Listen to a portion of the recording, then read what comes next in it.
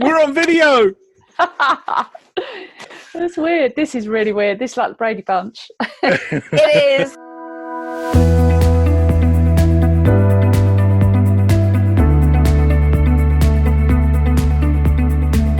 Welcome to the Full Stop Podcast with Sarah Lawrence from After the Storm, Berenice Smith from Walking Our Shoes, and me, Michael Hughes from Married and Childless.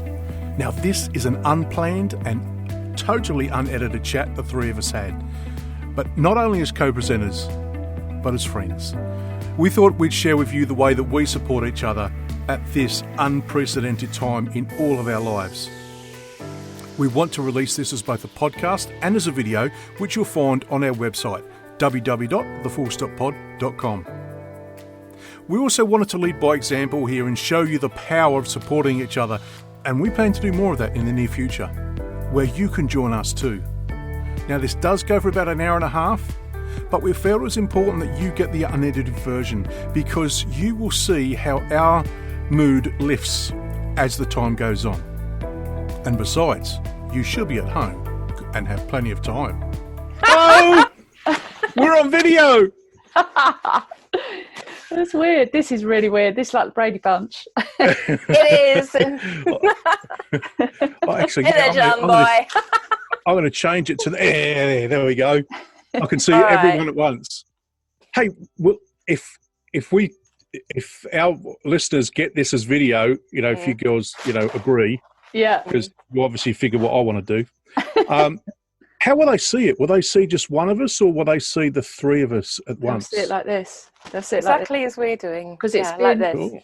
It's been recorded on my camera, my computer, and I've got you as the three. So they'll see it all. Awesome, Yeah. awesome. I think we should have a goal to get it like the Brady Bunch 9 Oh. next We'd time. need 9 people. Can I? I'm just going to do something. Yeah, carry on talking. I'm drawing. Are I'm you? drawing. Yeah, I am. Oh, You wow, just- okay. Yeah. Okay. Because we're on video, I can do that. You carry on. Carry on. All right. So- Well, I think now the reason we're doing it on video is because obviously this is an unprecedented time in our life. So we thought we'd do something different. Yeah. And I've got to remember to look at the camera because I keep looking down here. So you probably think I'm not looking at you, but I am. Yeah. So here we are.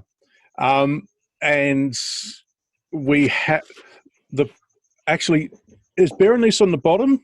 Yeah. Okay. What? Because I'm pointing down. Oh, Yeah. hi. Yeah. So the boss has got the list of things we're going to talk about. Who's the boss? Oh, Me? You? Sarah? I'm not in charge of you two. Jesus. I'm just throwing a little was gonna grenade in from now and then to just get us all animated. Sorry. I thought Thanks. it was a democracy. It is. We are. We said no politics. We did. Oh yeah, sorry. Yeah. Mm. So unprecedented times. I'm still drawing. Sorry, I Carry on. mucked it up. It's okay. I'm not drawing. I'm actually So- writing. How we No. how are we all finding it? Because this is unprecedented times, isn't it? And obviously, 2 of us in the UK, 1 of us in Australia, so we're probably having different experiences, I would imagine. Yeah, I was just saying as I said to you earlier, Sarah, off camera, that I still feel there's a little bit of that Aussie apathy that exists down here. We're at the other end of the world. We're away from everyone, and there is some. And I'd be more than happy to discuss this with any other Australian or New Zealander, the same, that there is a bit of apathy, that we're far away from the world's issues. So there are some more, let's say, more vocal people who are challenging our government to say, hang on, you need to do more. You need to do more. And I think it's also important to get what is happening in perspective. And it's important to understand that we're in a preventative phase. And I think that's really important for people to get in their mind, is that we try all these changes, which, we're trying really hard to get it, to, I guess, get straight in the head, are about prevention. So it's important that, that we do those sort of things. We socially distance. You guys have shut your pubs just over the weekend. Friday, yes. Yeah. about Yeah, 20, so 40 our hours. government. So I have to. I'm going to get a little bit political, but only to explain the way that Australia works. Is that there are certain powers that sit for the states, and there are certain powers that the federal government have, and they don't have the power of how you manage your state sits with the state. So, for instance, Victoria, they declared a state of emergency probably a week ago, which allows their state to invoke controls that would see perhaps people who aren't socially isolating. I'm not saying this is actually what it is, but as an example, could potentially be fined or put, or put away depending on the severity. And New South Wales, I don't think, has done that just yet. Tasmania has locked itself down from the rest of mainland Australia about a week ago. Wow. So they've pretty much said, none of you mainlanders are coming in. That's it. But it's important. I know that's scary to think about, and it creates anxiety, but I think the paradigm has got to be that it's prevention. Yeah. And that's why it's happening. So take heed of what is going on and, be part of the prevention. Socially isolate, follow all the rules, because they know that these things will stem the spread of the virus. Yeah. It's hard to, over here, I think it's, I'm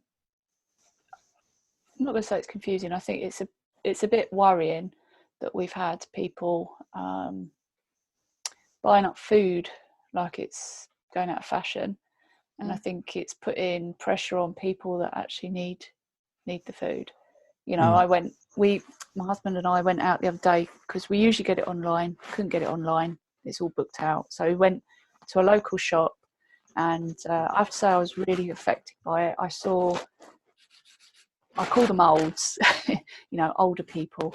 I saw this old gentleman, and he had tattoos on his arm. So at one point he was a strapping, probably a 6-foot fella, really, probably be able to look after himself. He had a basket in his hand, and he had one bag of lettuce in there because that was all of the fresh fruit and vegetables that was available.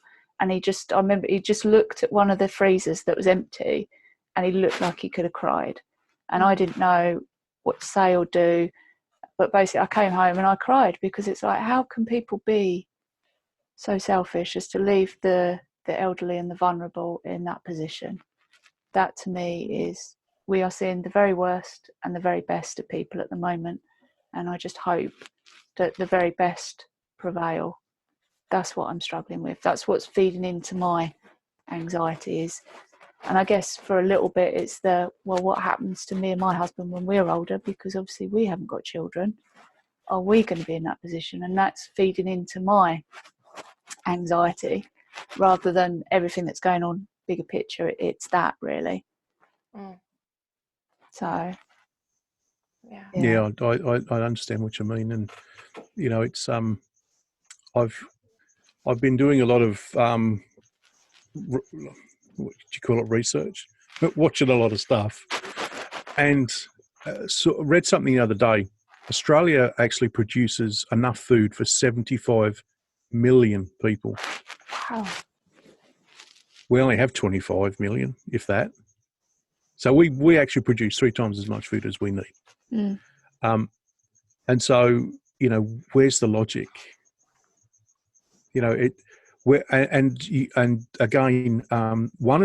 So we have no shortage of toilet paper or food in Australia. The bottleneck for it is delivery. So our council bylaws are such that you can't deliver to a loading dock 24 hours a day.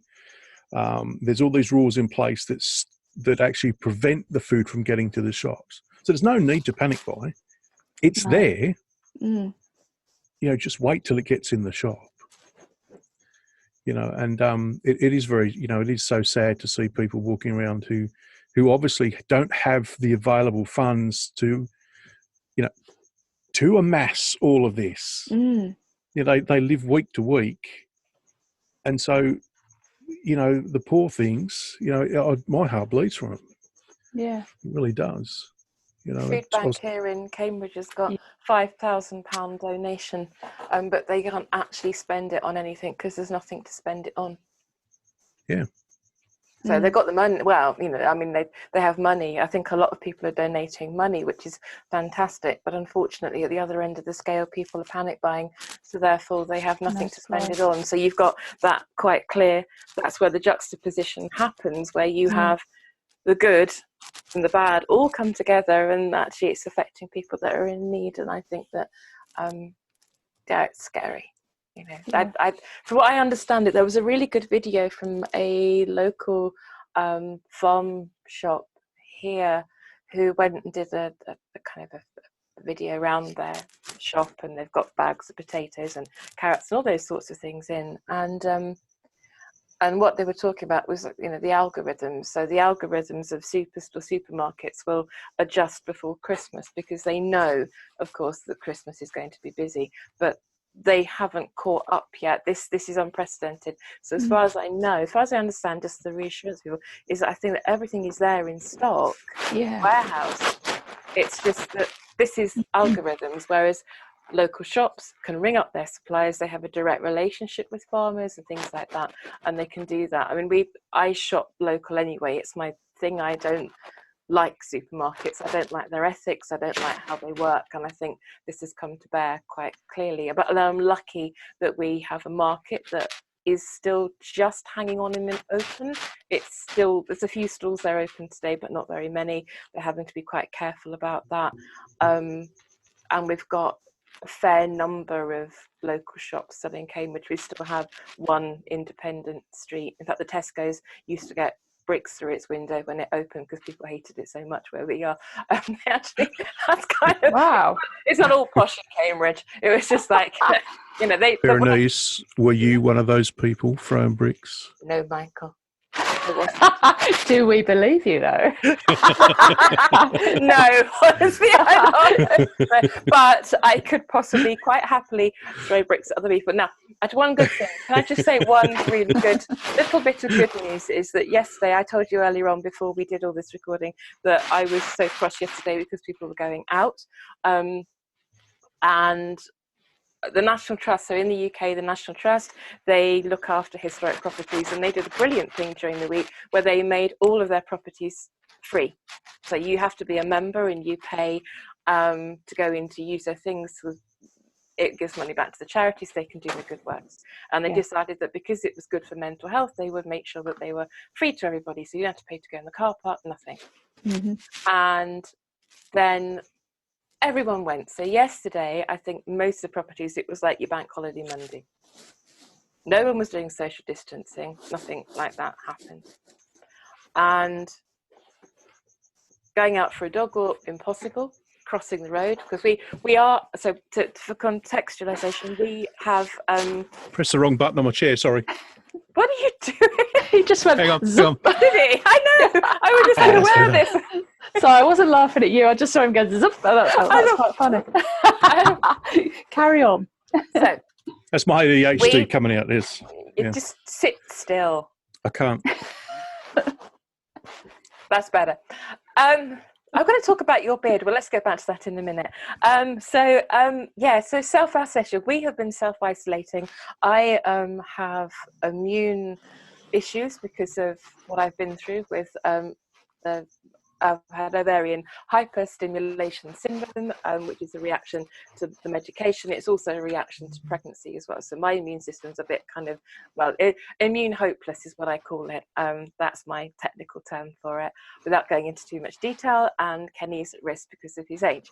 So we have been self-isolating since we got back from Scotland, which was last Friday. My last group gathering was Blythe services on the A1M.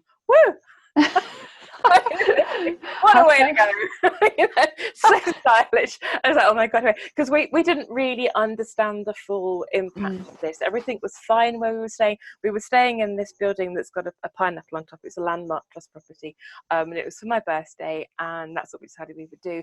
And we came back to a very, very, very, very different city.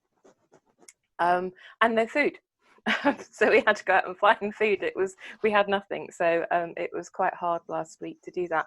I broke the self-isolation. One of us had to go out. I decided to go out, and that's what we've done. But it's been very hard. But we haven't had, apart from loo rolls, we haven't been able to get those. But we've managed to. We've got paracetamol anyway, and we do have loo rolls. We had some before. It's fine. It's okay.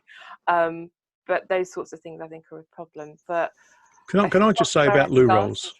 Oh yes, sorry, yes. Yeah, go on. Just as a side point, Sarah knows I'm going to say something stupid. I could just. You're going to say something about your pants, really? No, I'm going to say. See, look, I think the whole loo roll thing is just out of proportion because all you got to do is clench your butt cheeks and go into the shower. Then you're done. I mean, look, come on. Yes.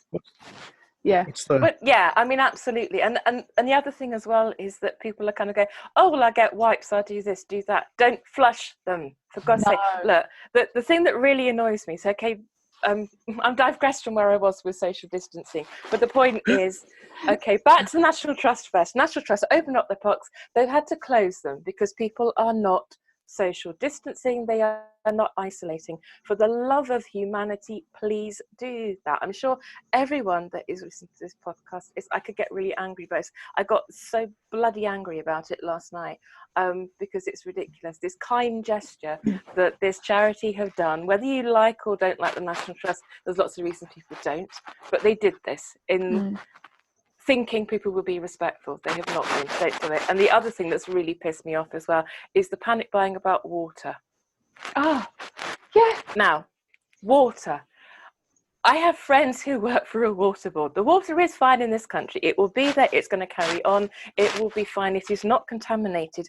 Don't buy plastic bottles. And if you have to buy plastic bottles, then dispose of them responsibly. We still have a climate crisis. We still have plastic pollution. We still have animals dying in the ocean because of our plastic contamination. And if people don't adhere to that and don't follow the rules that they did before, because that's still all going on, and stick stuff that they shouldn't be sticking down the loo, it will kill off wildlife. That still is happening. It's not as if Brexit stopped. It's not as if climate change is all gone. And you know, there's positives. There's the clarity of the water in Venice is wonderful. There's lots of positives coming from this, and the fact that there's no carbon, well, there's less carbon in the air because flights have stopped, but there is still a problem. We can't just ignore that stuff. It still happens. There's nothing wrong with water. For God's sake, stop it. And there's nothing wrong with just stop. Please stop. You know, sorry, cross. Now, stop projecting. Carry on. Talking about something else, you know, because it just makes it, I just get so cross about it. You know, life horribly, horribly, horribly so is still, you know, our planet's still suffering. It really, really is. Hang on. I'm going to go on mute because I can hear a helicopter. Oh, that sounds exciting. I wonder if they're stopping at yours. Yeah, they're over your house, Michael. Are they there? He's there. Look, there he is. Get him. Well, actually, look, can you hear it? No. No. Genuinely, Okay, I can't. must be a really good microphone then, because it's almost thundering the. No, genuinely, can't hear anything. I really can't hear it. So, no. Okay. So let's talk about the beard then. I was going to The say, beard is back. It's grown. I'm just like, you know, last podcast, nothing. This podcast, you know. Hashtag beard is back. Oh yeah. Yeah, well, see, it's really funny because the beard is a very decisive thing. I cheekily some time ago did a poll with clean shaven and the beards thing, and it came back. It came back the beard. Team beard. But it was very decisive. There was no grey. There was no grey area. It was, I want the beard. Or I've got a very dear friend who says, I don't want the beard. Yeah. She's not backward and coming forwards, that girl, I can tell you. But Yeah, Could we so have a competition on your facial hair? Maybe we could get people to suggest a style of tash. Yes, it's got to be the old handlebar. well, I was. It'll keep us amused. We could actually get your face. If you had a picture of your face, okay, without the beard, we could all kind of spend at least up till September colouring it in. Okay, all right. Well, I can find one Michael's beard actually. competition. You know, I've then got we can one. put them all on the website. We should do that. I've got one with my cheeky chops. Okay, fair enough. There you go. Let's do that. Shall we? Might colour it. Yeah. Don't colour mine or Sarah's in. That's not the point. Yeah, how dare you? Because I really can't fulfil that wish. I'm getting to that age. Oh, actually, hang on though. I can actually, because I haven't done this because we're on video. Hang on a minute. Look, let me just get the thing. Look, I can actually do sort of that. So sorry, that's not. So I genuinely don't need to. I genuinely don't need to do that. I have a natural. Every time we watch Escape to the Chateau, I say to Vicky, "Would you like me to grow my facial hair like Dick?"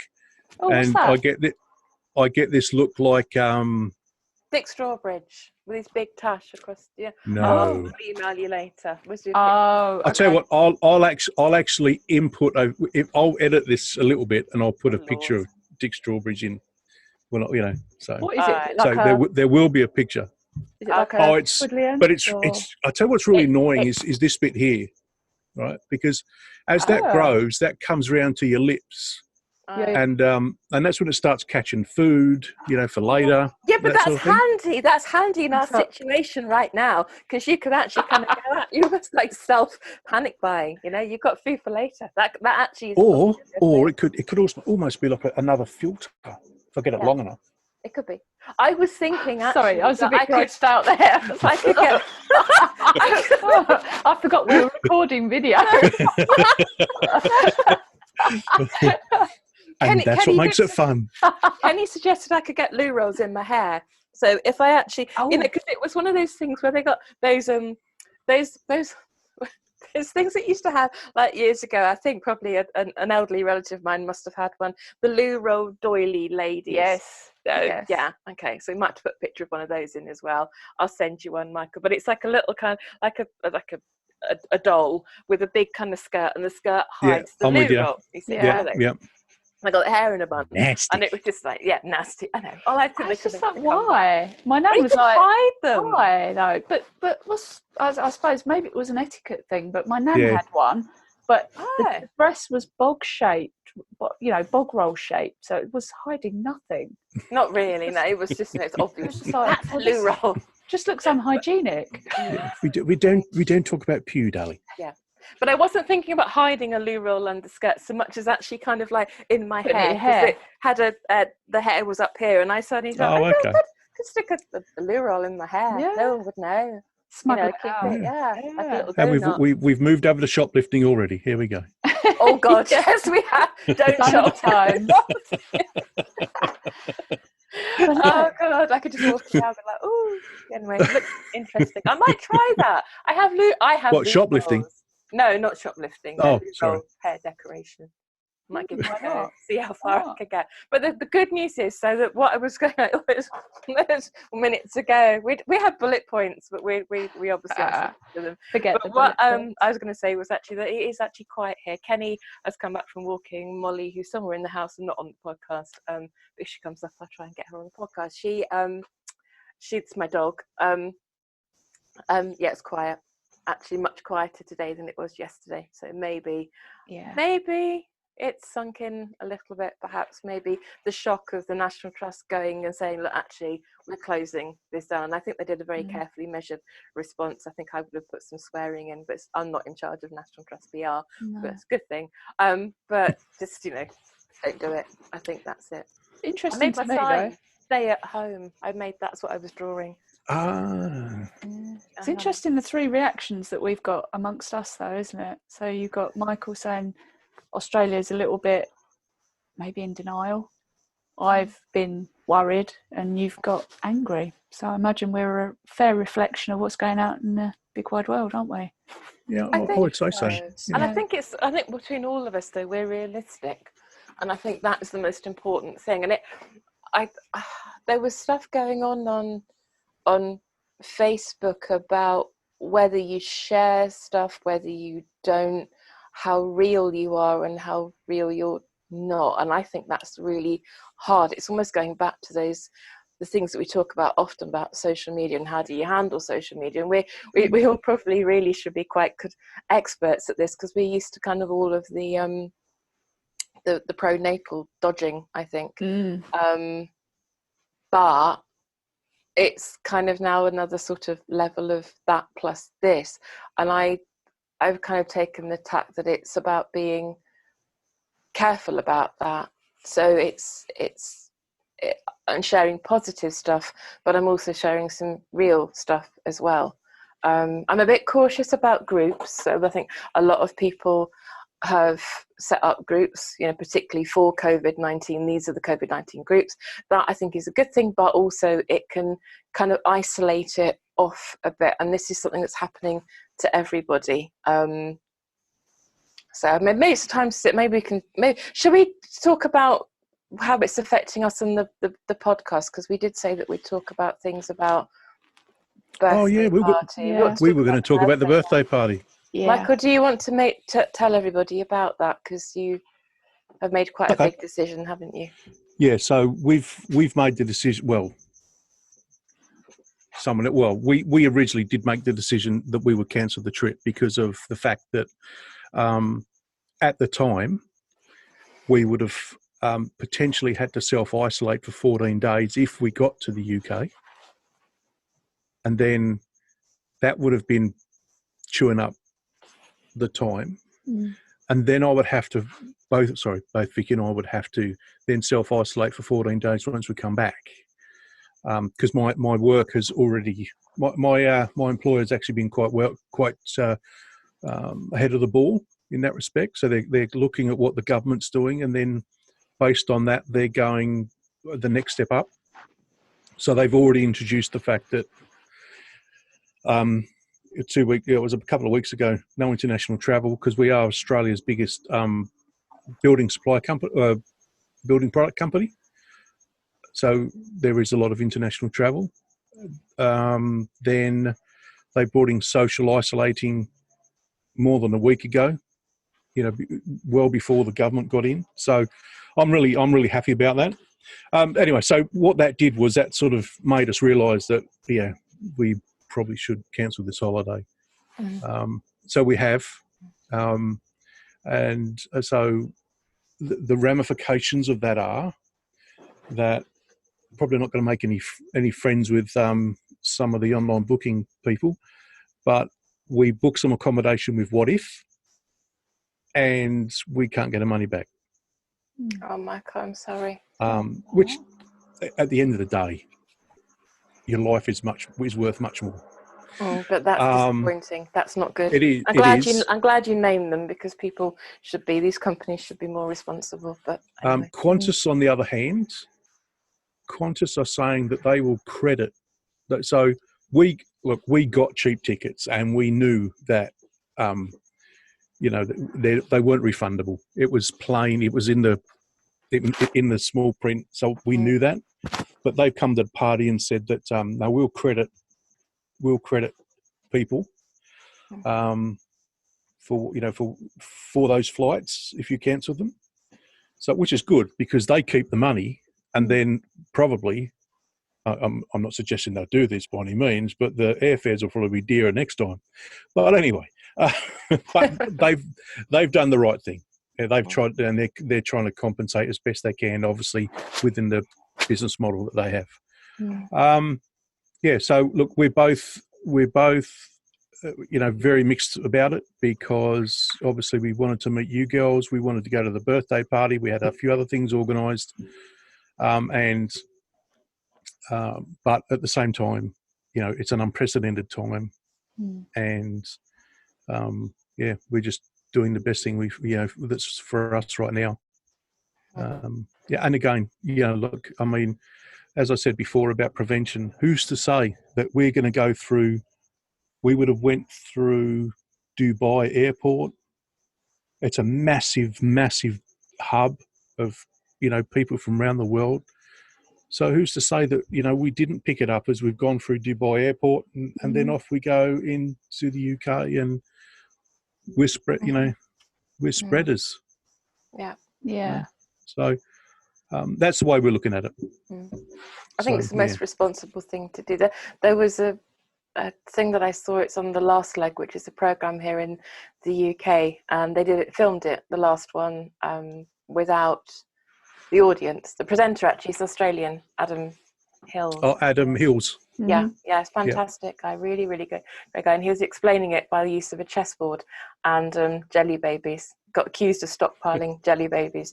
But the idea is that if you have flu, so you're one person, you have flu, and okay, we'll take it the three of us. Okay, so the three of us sitting here. So say we're all in the same room. If I had flu, I would possibly could infect Sarah. Sarah, infect you. You go home, you infect Vicky. If I had the coronavirus, COVID-19, I knew I'd get that wrong, but COVID-19, we all know what we're talking about. I would infect two of you anyway.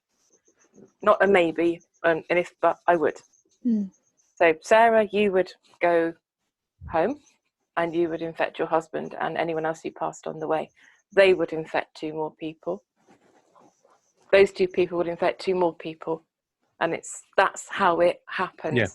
That's why it's so important to social distance. It's a really good clip. And try and find it and share it on the podcast social media, because it just made sense, because you realise by use of this chessboard and the jelly babies that by the time you got to the second row on the chessboard, it was something in the millions, because that's how quick it happens, which is why it's so important that we quarantine ourselves away. I mean, we're desperately disappointed that we can't do the birthday party, but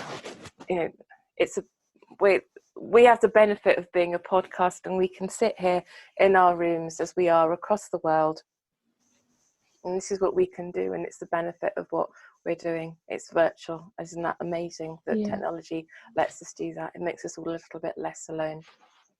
So we'll just have to think about the second first birthday party.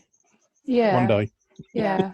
There'll be touchwood. There'll be other opportunities. There will be. And the sooner that we self-isolate, the sooner this is over. We have to think about the now, not the future. So the sooner we do this, the sooner this will be over. It's short-term sacrifice for long-term gain. It's what it is. Exactly. And we can do it virtually, can't we? We'll do something virtually. Oh, we'll think of something. We will. Yeah. We always do. We come up with something, and what we do now is good enough anyway. This is nice. Yeah. It's comfortable. It's safe. That's the most important thing, that we are safe. Yeah. Maybe we'll all get together with a pint or something, virtually. Not. Yeah. I think we get together with some birthday beer drawings anyway. Oh no. God. Maybe we should just get some. I can't wait to see these. Maybe we need some of those things, Sarah. You know, they used to have them at parties. Where can we get them? Where you have like the things and you put them on like that, and you have like the beard things. Oh, the things that you put hurt my nose. But anyway, I don't know whether I've got nose issues, but they used to hurt my nose anyway. I'm just looking through my phone because I'm sure I've got one. Have you? Yeah. What? Might be a couple of years old, but I'm sure I've got a photograph of me with no beard. So, leave it with me. Yeah, you've got to have one. So we'll have to think of what we're going to give the winner. Oh, that's true. That I don't know. A razor. We'll think about something. Yeah, a loo roll. God, we're going down that road. Okay. So I don't know. What else are we going to talk about today? Because we obviously don't want to digress too much. Thank you. Good. I suppose really it's. Oh, there's too much light. I'll put it in the edit. All right. I suppose it's really asking what people want from us while we're going through this strange and unprecedented times. What is it you would need from us while you're, might be bringing up lots of stuff for you. I know it's brought up stuff for me around, having to almost effectively not self-isolate after you've been told you can't have kids, but you sort of put yourself away somewhere, don't you? So we were wondering, and we were sort of talking about this before we started recording, what it is you would want from us as a podcast while we're going through these strange times. So I guess we're going to put it out to them, aren't we? Yeah. We had an email in, didn't we? We've had one in. I don't know that we want to mention the name. I don't know how that person feels, but you read that to us today about self-isolation. And the feelings around the grief and having to self-isolate in effect before, when they were struggling with coming to terms with the fact they wouldn't be able to have a family, and it's brought up stuff for them. Not surprising. I think it's probably brought up stuff for all of us, hasn't it, really?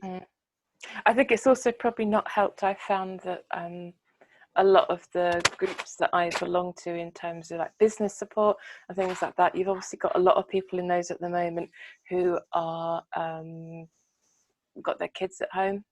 Childcare. Yeah. So we've got a lot of posts going on about that. In some groups, it's been put onto one post, so you can kind of skip merrily past it. But of course, there are things that slip through, and people just going, "Oh my God, my kids are driving me mad." The way that I've dealt with those is just to actually think, yeah, it's tough on all sides. I think that I don't think that what's going on now with our planet, with Covid-19, makes me feel a great deal better about not being a parent, but I think that it's one.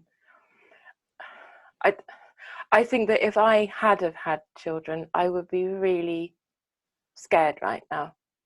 I really would be. I would be concerned for them. I would be concerned for what's going to be left for them and the future that they have, the fact that they may have to start explaining that someone's passed away that was never expected to pass away. And I think that if you're trying at the moment to run a business and you've built up something, and so many of my friends do that who have got children and now got their kids at home, they're trying to find work because they need work. They are not being paid because they are freelance, so that's all been neglected heavily by the government, and they will still have they still need to feed kids, do stuff. And I think that it is exceptionally hard on everybody right now, everyone. But I'm keeping that one well in mind and at the forefront of my mind. It doesn't mean that my feelings aren't valid.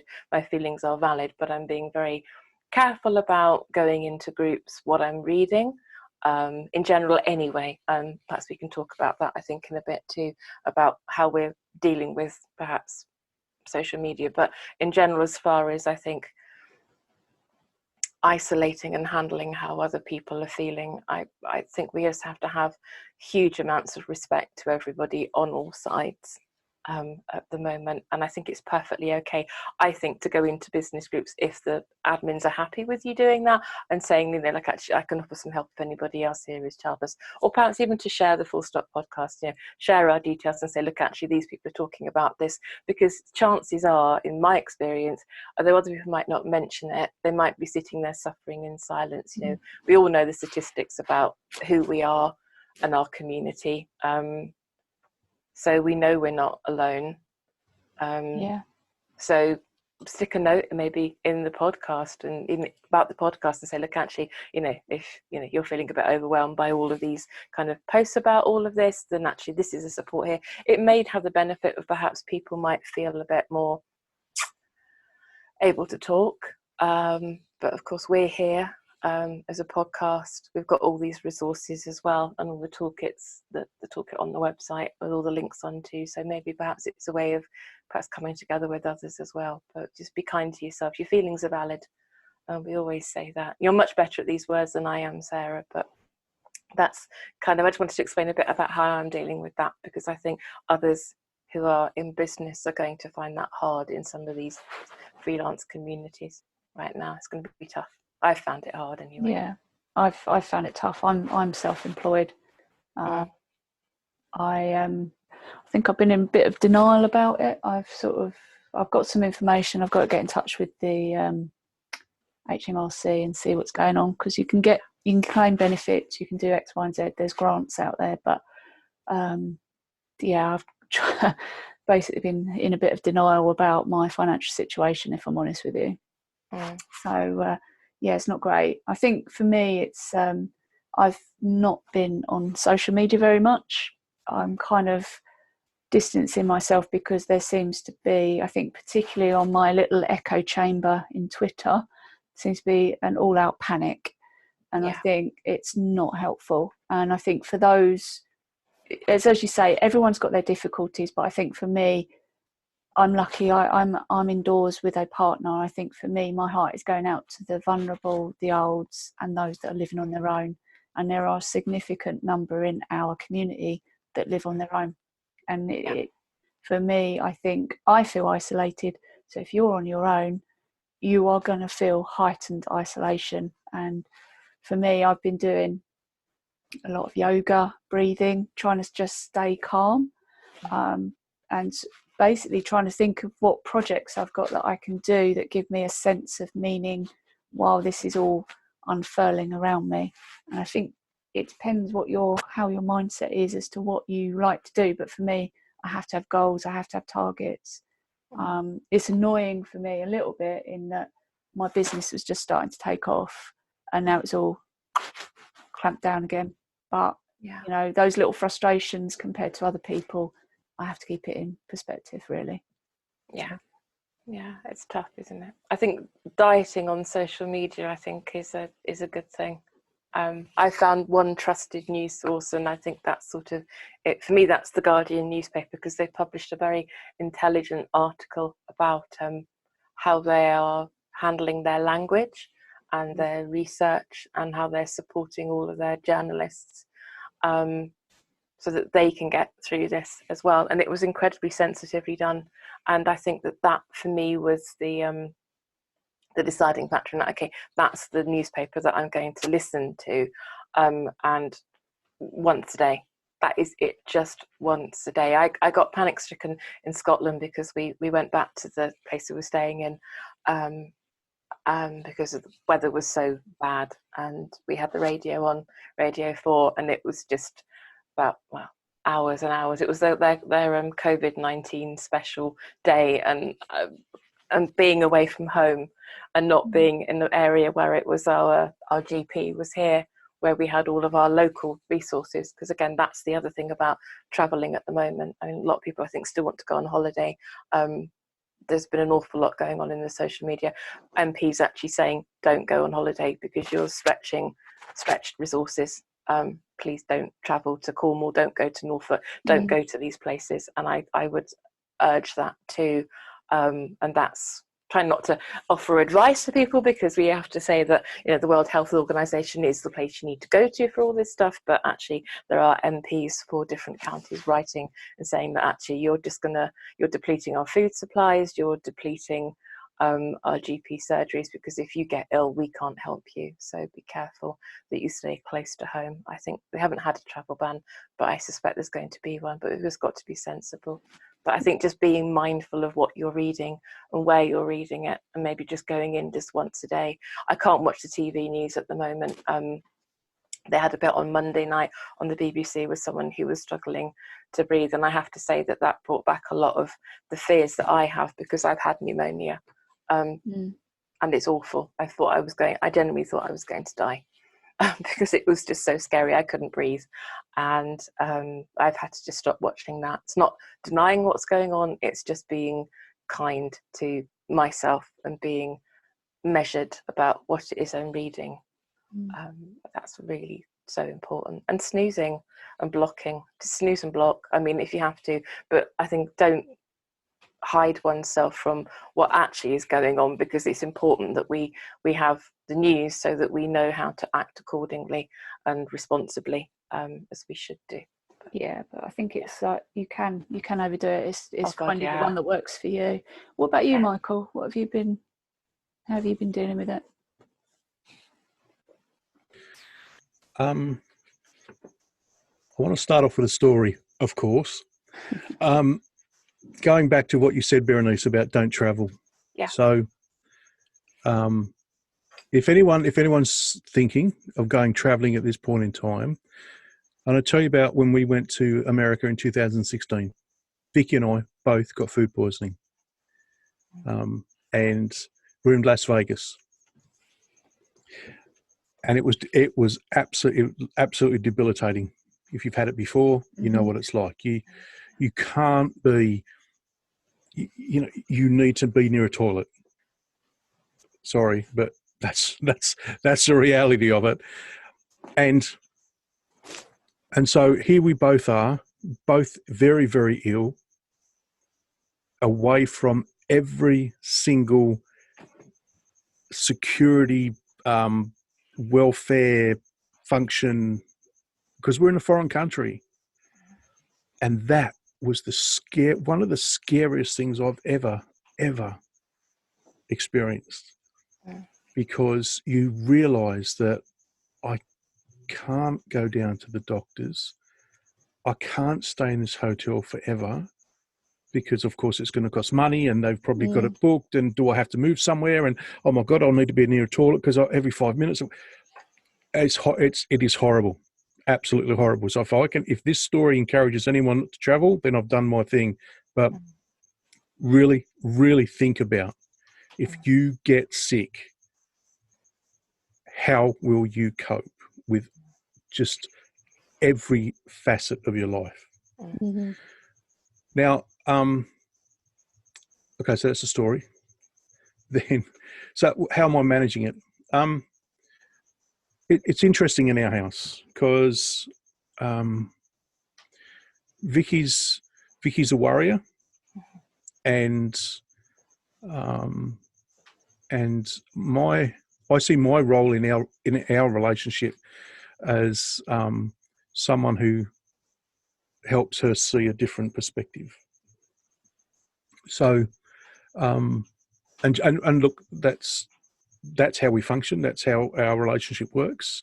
Is, we both bring different skills, and one of those is that, I can help her look at things from a different perspective.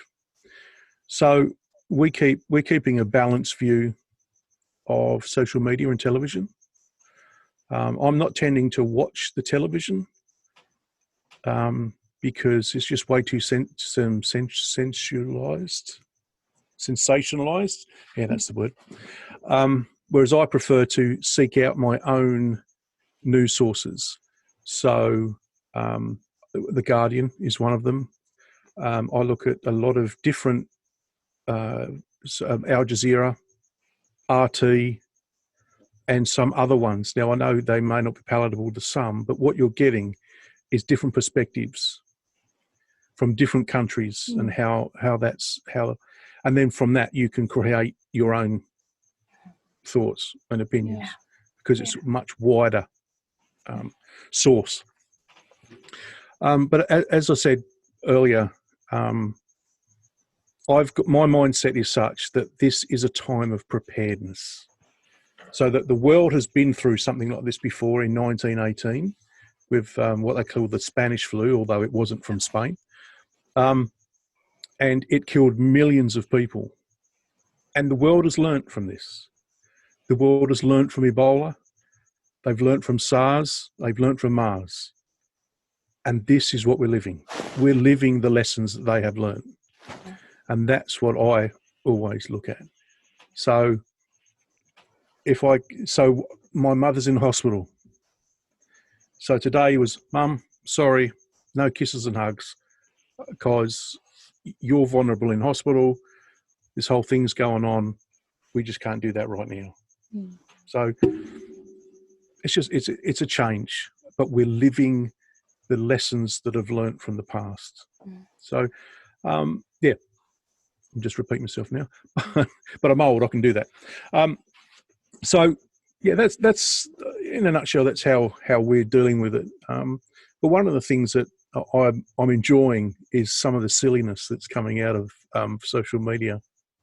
So, just while you girls were talking, I was making sure I get my facts right.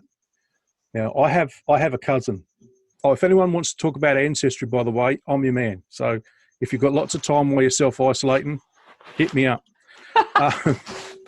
But I've got a cousin, and I'll refrain from using the Yeah, I do. It No, doesn't sound quite it well. doesn't work. It doesn't work. yeah, I know. It doesn't work. We're not telling you that, guys. We're not going to tell you how Michael's So I'll just story. I'll put it in perspective. I'll put it in perspective for some of the Aussie listeners or watchers. So if you've seen the movie Wog Boy, there's a character in that is this crazy Tony, and he always prefaces the word cousin with something, or no, it comes at the end. Yeah. So the girls didn't quite get it, so we won't use that one. But I've got a cousin. And now where was he? Where did he go? There he is. And so what he's doing, he's isolating in Western Island, and he's a musician, and he has this this instrument called a kalimba, and it's like a tiny, I guess almost like a mandolin, but without the neck. So it's got strings on it, and you pluck the strings. And so what he's doing is listening to a track on his headphones, which you can't hear, and he's got a competition going about who can guess what he's playing. Let me tell you, it's bloody awful. It's funny. And I want to know. Please send me this because I want to play. Okay, all right, okay. Yeah, definitely. Yeah, we want to play in our house now. Okay, his name's Darren Mulhern. That was my Irish accent, by the way. Anyway, okay, I'll send you the link. And it's funny. And he's just trying to inject some positivity in this time. So he's got me thinking about, okay, what am I going to do? And of course, I've got to go. It's just me. I've now thinking, grandiose, bigger than Ben-Hur sort of deal. And so I want to use my Zoom account to try and do something similar with lots of people. So before we started, the girls were talking about, it could be like Michael's pub, where you just turn up and we just share stories and talk talk crap, and just for connections, because like you say, there is a huge amount of our community that are lonely, and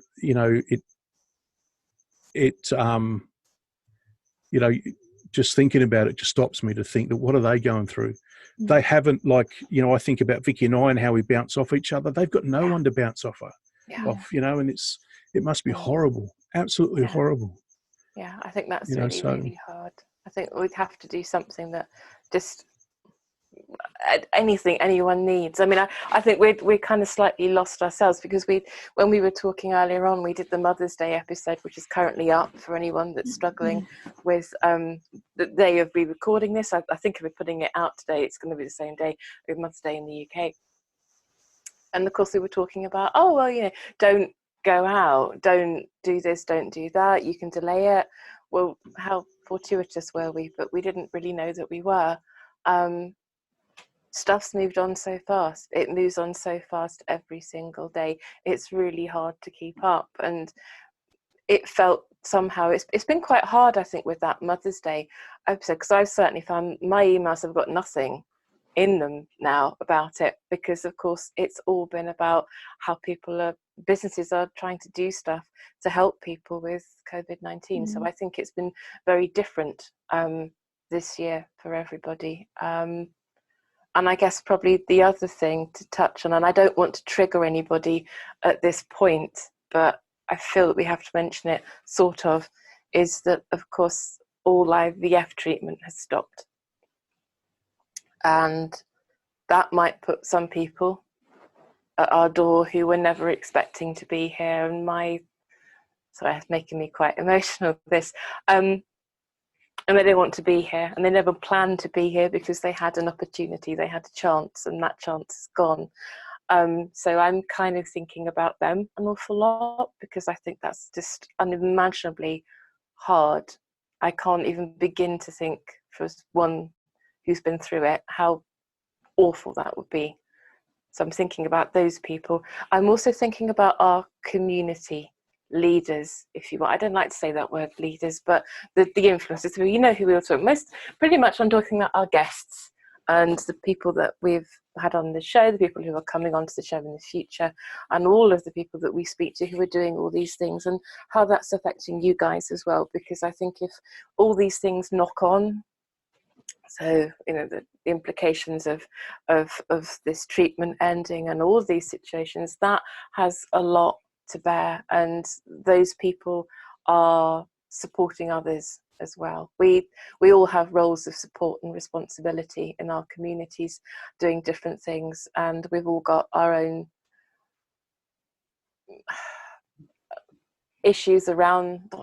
challenges, that's the word I'm looking for.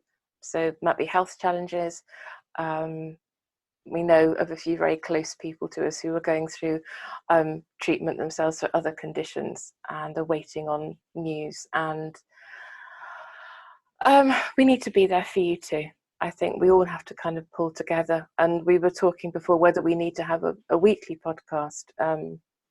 Do we need to be here more often for you? Do we need more people here? Do we want to run it as a webinar?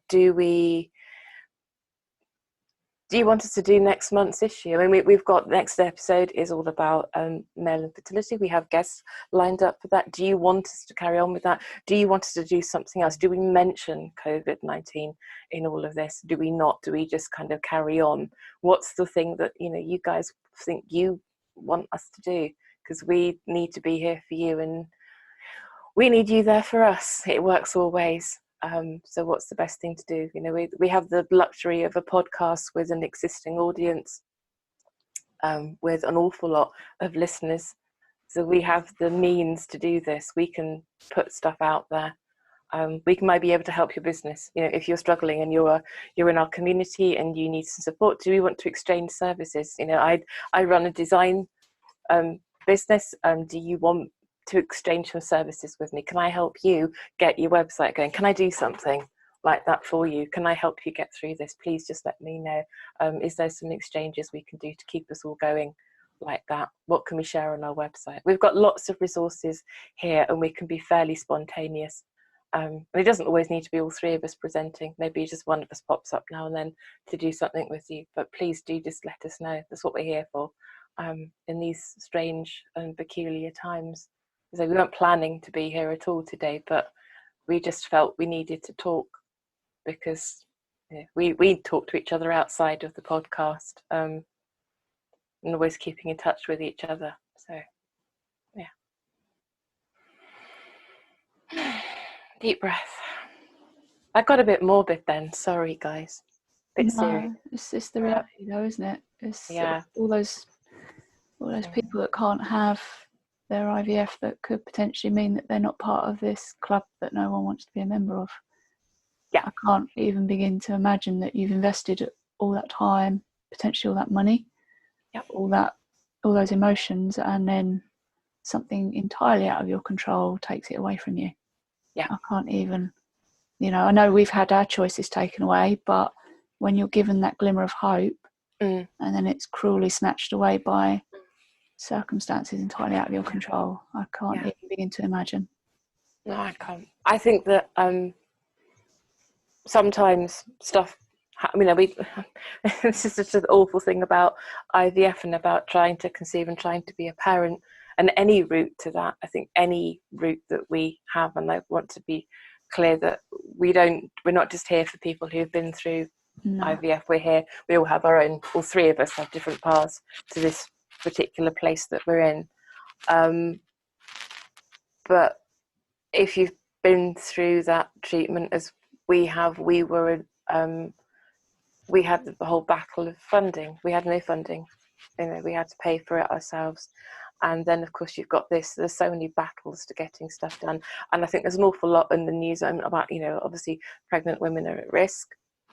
But, come on, let's talk about actually the people who were trying to be pregnant, who are just been abandoned. I'm quite sure that, and I really, really, really hope that all the clinics out there are supporting those people as best as they can in the situation that they're in, where they probably actually have got their doors closed. But I hope that all those people are there. But sometimes you just need a bit of, I'm just thinking that, you need a bit of face-to-face contact. You need a hug. And at the moment, you can't hug strangers. I know that I was picked up so many times in clinics, literally at one point off the floor by somebody because they did that. You can't do that now. No, Anyway. I know, obviously, I'm still training to be a counsellor, and touch wood, not that long now, passed my exams. I know. Look, can we have a little round of applause, Michael? Can we do a round of applause? Oh, honestly, biggest shock in the world. Congratulations, Sarah. You're brilliant. You're a superstar. I knew you'd do it anyway, but yeah, you've done it. Oh, thank you. But I'm that close to qualifying, but everything obviously is moving online and on telephone. So if you are struggling, if you are not offered support through your clinic, then you can find it elsewhere. I think maybe we should share Muriel's details. Yes, as a counsellor. Yeah. There are other counsellors out there, but obviously if you are struggling, if you are on your own, you don't know where to turn, then do go and look for help. There are charities that are still offering online as well, so there is stuff out there for you if you need it. Yeah. And also World Childless Week's website as well it's got probably about every single resource that you can think of. Gateway Women has got heaps of resources as well, and for chaps as well.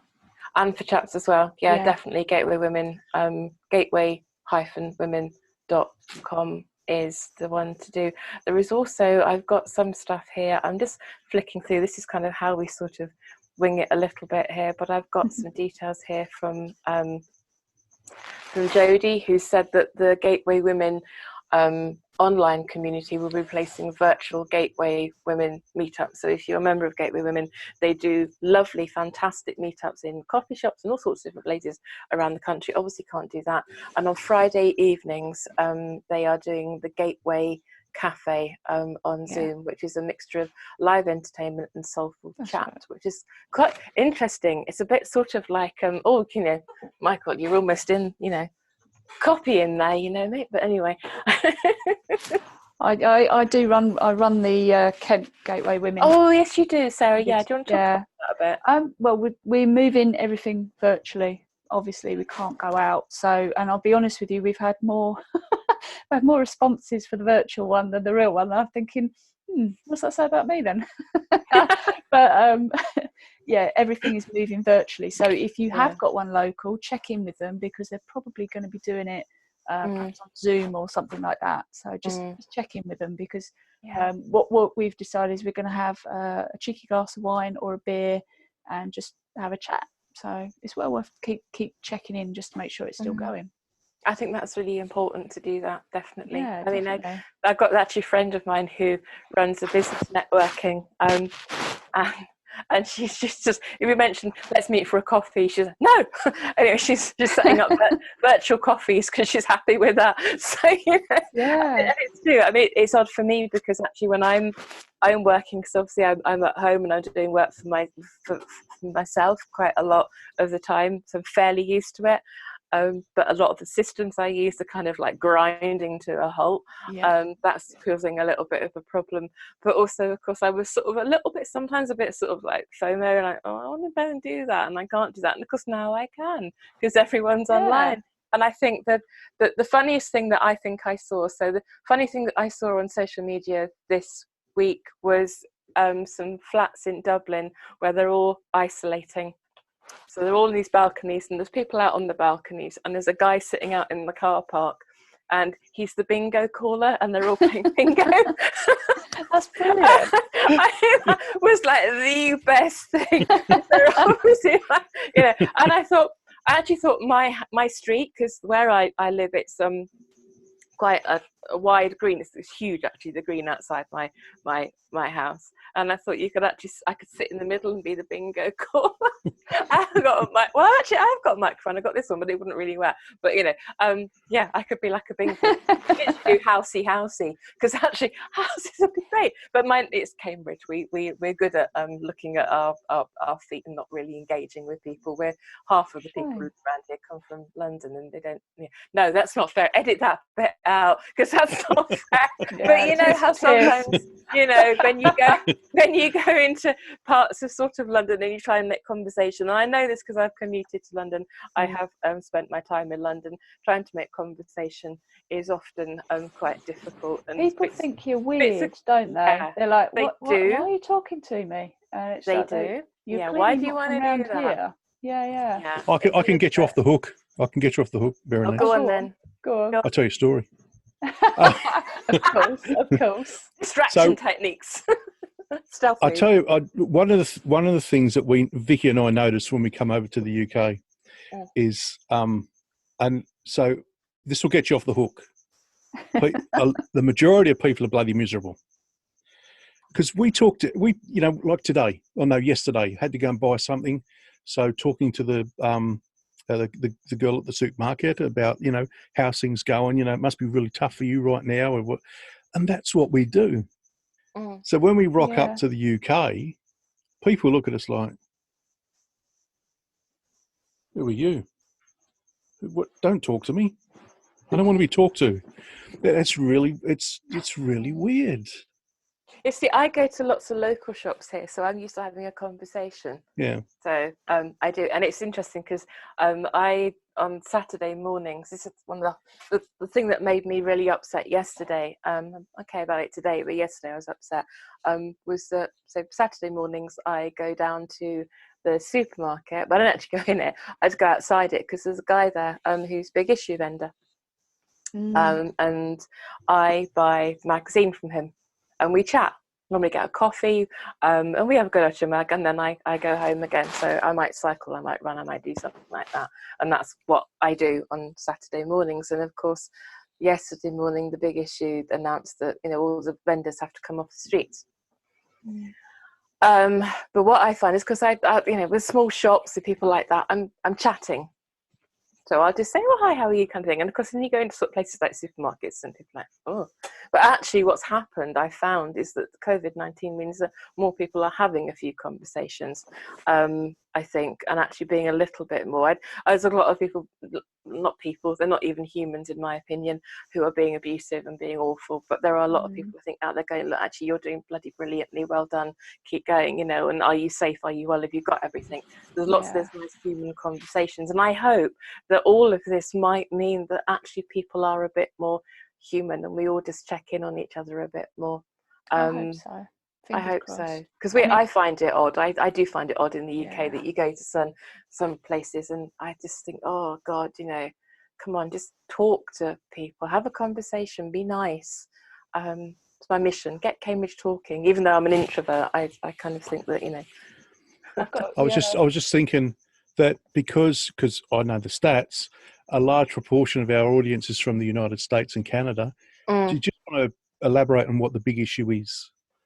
Yes, absolutely. I will. Yes, that would be a good idea. And I can also just share a bit more about what I've done to compensate for that. So the big issue is a magazine that is produced. It was set up by someone called John Bird, who's now a Lord in the House of Lords in the UK. And he has experienced homelessness himself. And it's called a hand up, not a handout. So big issue vendors are largely homeless people themselves, and the idea is that they can get support to buy copies of the magazine and then they sell it on. So they make a profit from it when they sell, but they have to invest in it in a small way as a business, and then they sell the magazine on, and they do that on streets in the UK, throughout the UK. And I think, if I'm right, and I could be wrong, but I think in Europe as well, but certainly it's very, very prevalent in the UK. We've got about at least 6 or 7, I think, vendors in Cambridge alone, where I live, which is a fairly small city. But it supports them, gets them back on their feet, gets them to use, have a business. So of course, when they're off the streets now, that's their livelihood gone. They can't do it any other way at all. So it's having a huge impact on them. In general, I think homelessness and how that's being addressed, of course, social distancing, self-isolation, are really very, very difficult. I think there's just charities who are looking at that, including the big issue themselves, as to how best to support. But of course, if you do have access to anywhere like a shelter, you are packed in quite tightly. That's really, really hard, and there's not enough available space.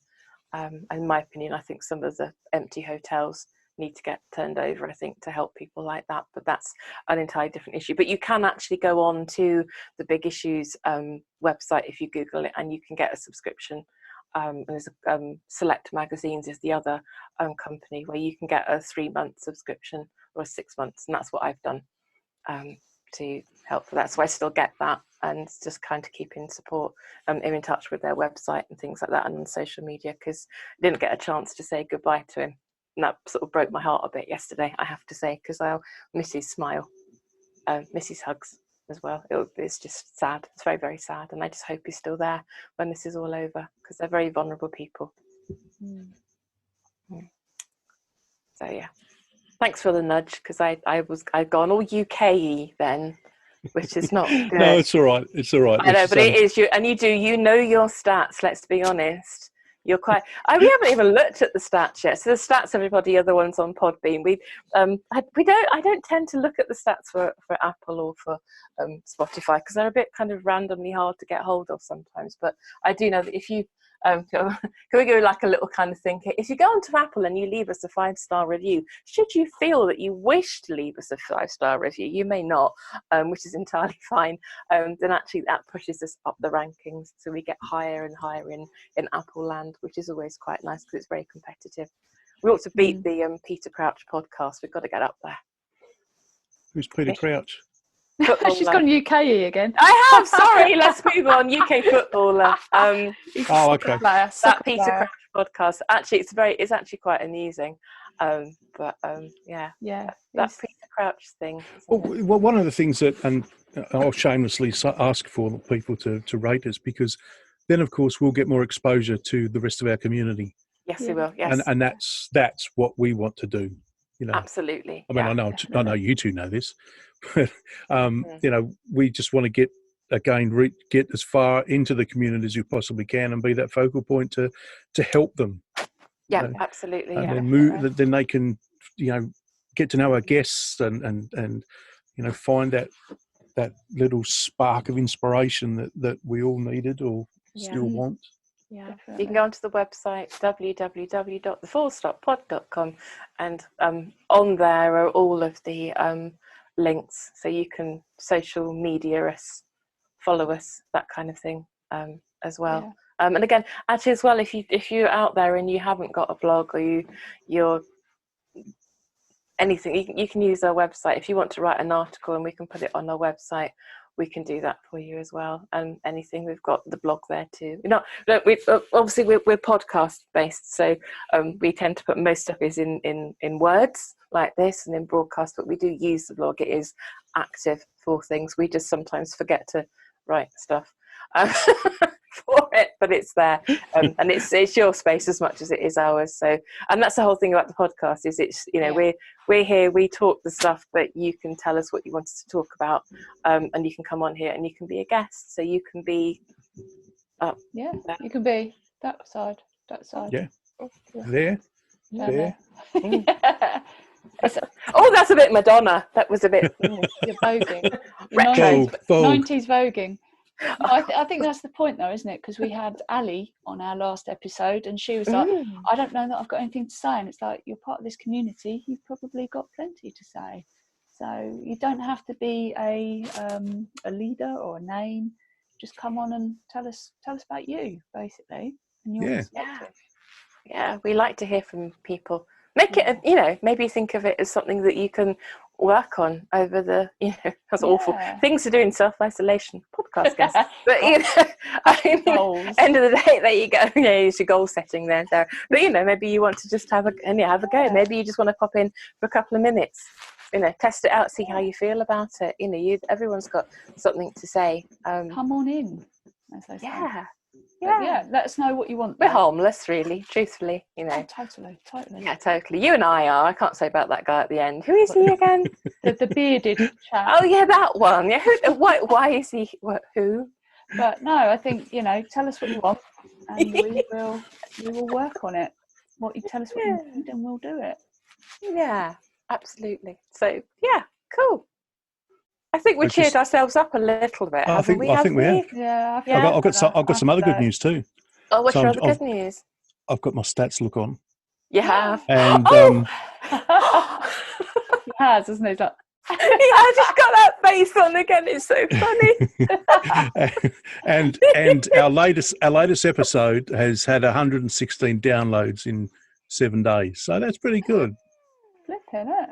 Blimey, I wasn't sure how that would go down, I have to say. Yeah, with everything that's going on. With everything's going on, I thought that we're going to have like 4 under the people and radar. that would be Yeah. it. Well, that's right. No Considering disrespect considering no what's going on at the disrespect to our moment. guests, because I think thank you. Thank you for Thank you downloading and much. listening. That's Thank you. amazing. You're brilliant, Yeah. because I felt a sense of responsibility that we didn't want to sort of, at the time we did it, and it was great to talk to Savilla and to Ali because they had so much good stuff to share.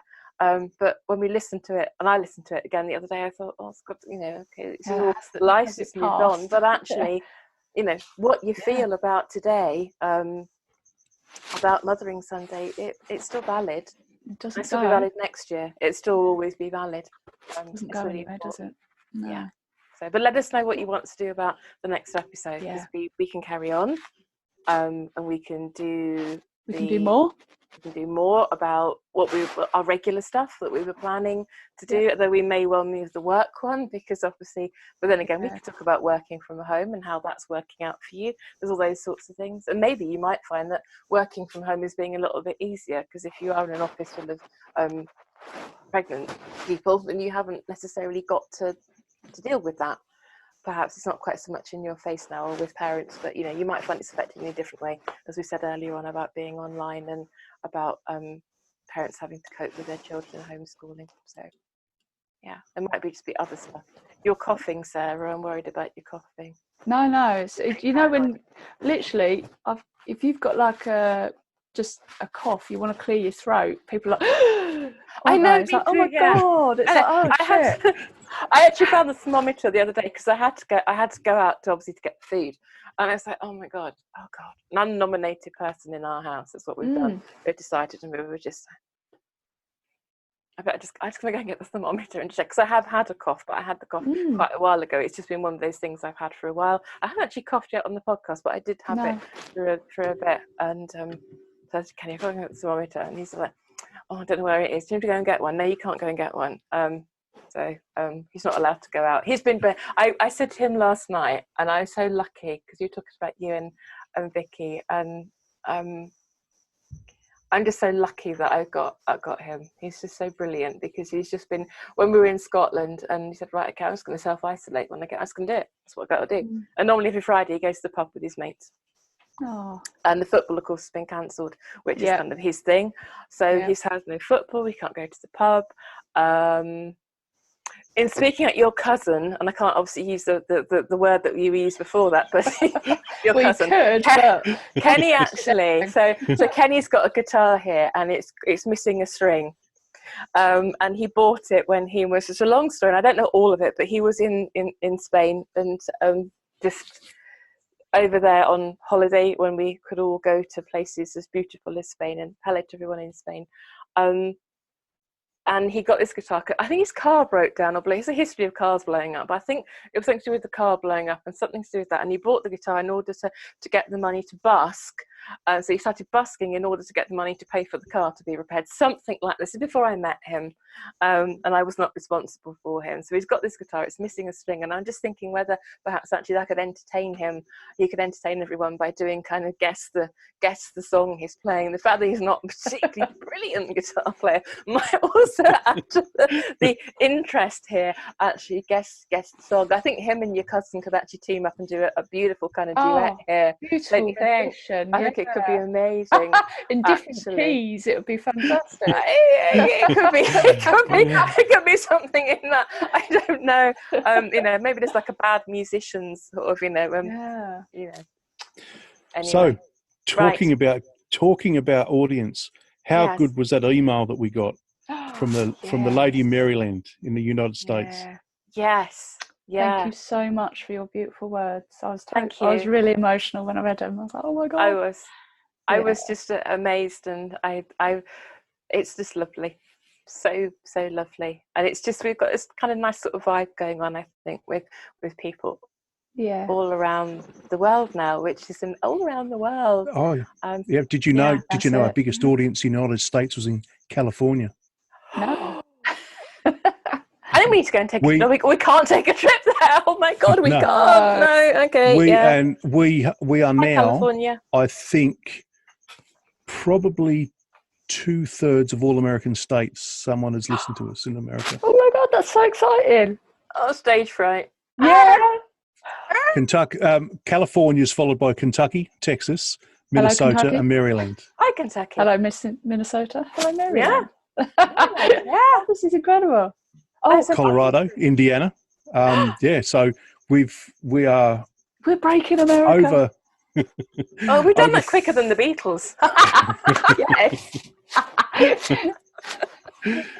So yeah, it's I really get a buzz from. That's what gets me a buzz. That's so I think that's lovely. Can we just say hello to everybody everywhere around the globe, but particularly in the USA, particularly Spain, Italy, well, everywhere. Let's be honest, everyone is going through this, and just stay safe, stay well, stay indoors, watch, read the WHO, World Health Organization. Be kind. No hoarding. We know that you all are. We know that, but we just want you to know that we're thinking of you. We haven't got the chance to meet you, but we love you loads, even though we don't know you. Thank you for your support. Yeah. And if you feel like writing to us, please do, because you've just seen how excited we get from the letters that we get. We love a compliment. Me too. We're not fishing. No, we're not at all. No. Oh well, we want to do that. But I have to tell you this. So closer to home, my other half has started listening to it because obviously he's got a bit more time because he's working at home all the time. Hello, now. Sarah's other half. I know your name. Hello, Jimbo. Jim. Sorry, I shouldn't call him Jimbo. Sorry, Jimbo. But he started listening to it and he said he really likes it. He's just coming up to listen to the first episode and he said it's really good. So I was like, he doesn't give compliments easily, so I know that is a well-earned, well-deserved one. Thank you. Thank you so much. Can I also just say very quickly a hello to Linda and Rachel. I got put in for can I mention the digital thing? Go for it. This is about lifting us all up. A bit embarrassed. No, so there's a thing in the UK. It's called digital. I have a struggle with the word digital. I have to really slow down, which is a pain because actually it's a significant part of my job. So I have to say it often.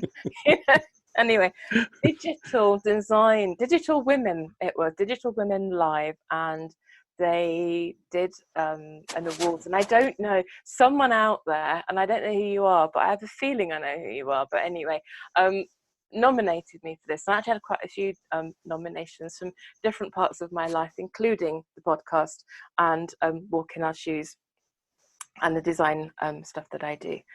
And I got a finalist in the community leader of the year and something else. What was the other one? I knew I'd forget.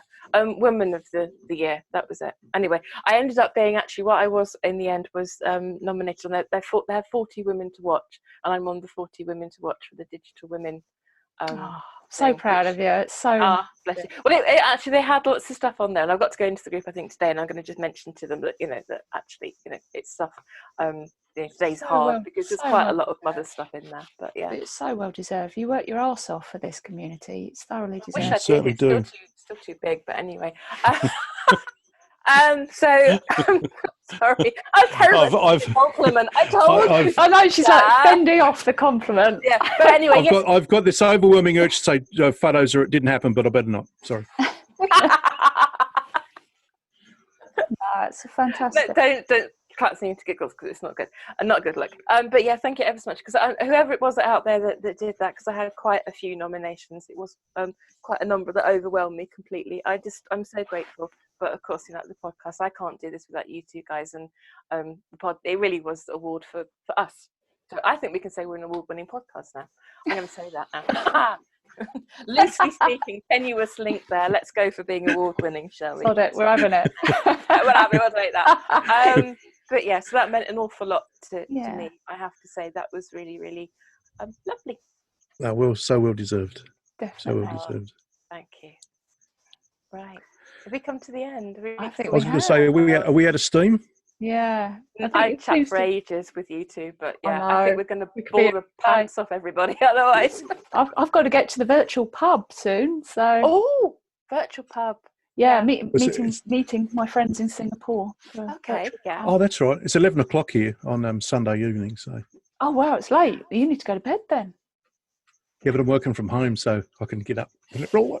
Still got to be disciplined. Yeah, that's when we talk about that, when we have that show, Yeah. I've got to talk about that. That's a little bit of a problem. It's a struggle. Isn't it? It is. Can I I'm just not let one- everyone know about the Zoom thing that I said, because I can't talk about that on here, that I mentioned before about extreme Zooming. Yeah, go for it. There's apparently people who are now on Zoom or whatever platform you want to be on, Teams, Skype, whatever, and they're Zooming in the pants. This is mostly kind of boys, not girls, obviously. But anyway, it's kind of like it's a bit like a lab Bible thing. But anyway, yeah, it's sitting on your meetings, and you can Zoom, extreme Zoom. I don't putting anything on. Obviously, put pants on, but don't flash everything. Don't do that. And actually, I don't recommend this. It's just a thing that I saw, and I thought, just for the purposes of everybody, we are all wearing. We're not sitting here in our pants. No, I want to make it very clear. I've got my jeans on. No, I had to just say, look, there you go, legs. There you go. I do have things. Yeah. Okay. Yeah. We don't know about Michael. He's not Gone very quiet, very suspicious. He's gone very suspiciously quiet. Yeah, which is always a bad sign. Anyway, never mind. All right, as soon as we're finished, I'm Googling extreme Zoom. I'll find you a link, don't worry. It'll be around, don't worry. But, It's been fabulous to see you both. You've really cheered me up. Yeah, you cheered me up too. I was feeling just so angry and so overwhelmed and so cross and everything, and humanity was driving me to distraction. But you've reminded me that there are brilliant and good people in the world. You two are always a good tonic for happiness. So bless you. Yeah, it's been good. I'm just so sad we're not going to see you, but it'll be worth the wait. But stay safe, stay well, and we can plan something even bigger and better next time. yes, we can. Yes, we can. And we will. All right. With that, I'm going to bed. Yeah. Bye. Take care, everyone. See you, everyone. Stay safe. Bye. Stay well. Bye-bye. Yeah. Bye. Bye. Oh, and before we end, please keep an eye out on all your socials, as we are thinking of how we can have a mass get-together to lift us all up. And of course, as always, it's important for us to let you know you are not alone.